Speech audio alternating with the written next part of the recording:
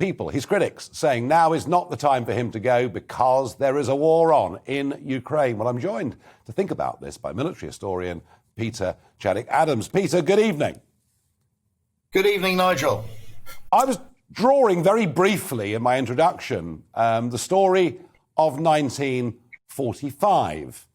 Germany has capitulated, unconditional surrender, but we were still engaged in an absolutely bitter, vicious war against Imperial Japan. We had tens of thousands of people in appalling conditions in POW camps, and some experts thinking the war could have lasted for years and years. And yet, it didn't save Churchill, did it?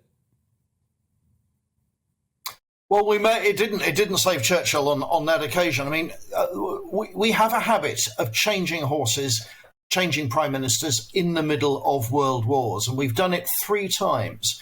We did it once in the First World War, and we did it twice, of course, in the Second World War in 1940 and in 1945. In a way, we could wave the banner and say that is what democracy is all about. If there's time for a change, then the fact that a world war and something as dramatic as that is going on shouldn't get in our way of reflecting the public mood and changing the man, or these days the woman, at the top. So that's where we are. But yes, you're absolutely right. 1945, we expected the war to go on for years, not just a few more months.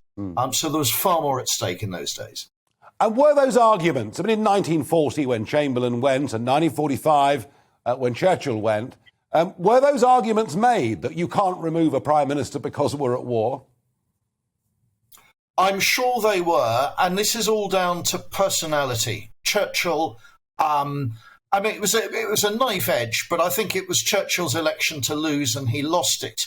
In 1940, it was Chamberlain had very clearly lost the mood of the country, and it was surprising that he hung on as late as he did. So this is down to personality, and that is why I think Boris Johnson will survive, and you do, I think, because he's got that kind of bounce-back personality, and he clearly enjoys being one of the leaders of the free world standing up to Putin at the moment.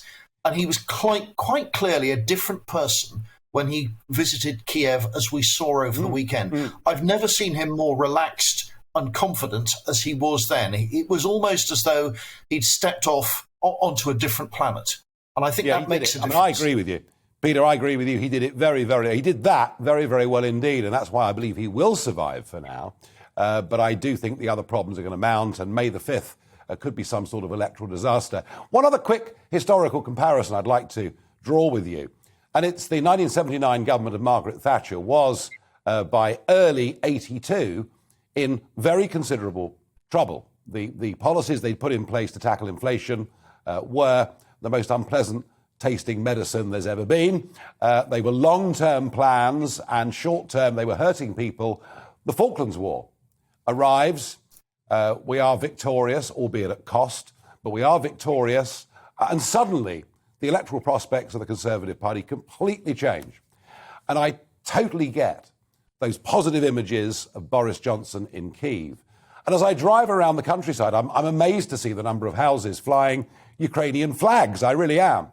But somehow, Ukraine, at the moment, isn't quite seen to threaten us and what we stand for in the way that the Falklands did. You're absolutely right. But there is a sense that Ukraine is the first of several dominoes that could fall if Vladimir Putin is successful. There's also a parallel which you didn't draw with 1982 and the Falklands War, which is that both wars were partly triggered by government cuts in defence.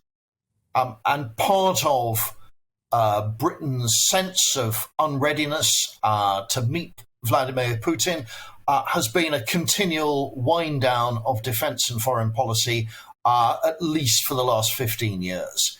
And had it been different, then Putin might well have been deterred. Had it been different under Margaret Thatcher, then the Argentinian junta might well have been deterred as well. So there are direct parallels there. This one, I think, is going to go on and on. I can't see a quick end to Ukraine. That means this is going to run and run. And as Boris Johnson has stepped up to really be the leader of Europe, in terms of supplying weapons and equipment and clearly making his trip over there, I think for as long as Vladimir Putin is going to be as aggressive as he is, Boris Johnson has found a magic formula which is going to inspire the country and also distract his critics. And that will take him through the May elections. Very interesting. Peter Caddick-Adams, we will find out a lot on May the 5th. Of that, I've got no doubt. Thank you for joining me this evening on GB News. Thank you very much.